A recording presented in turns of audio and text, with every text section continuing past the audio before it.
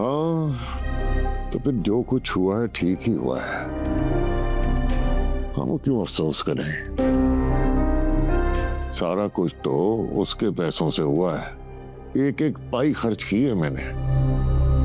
तो इसमें उसका क्या नुकसान हुआ है? उसे तो इतना अमीर शौहर, इतनी अच्छी फैमिली और इतना बड़ा घर मिल गया।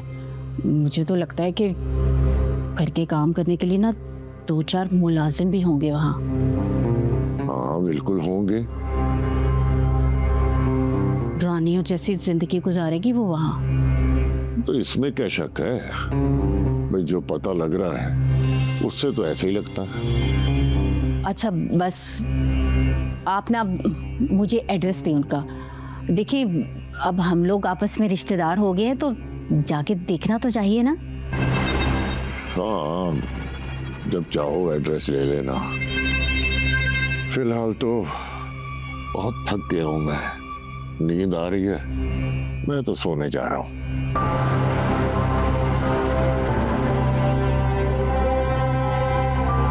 या अल्लाह, ये सब क्या हो गया?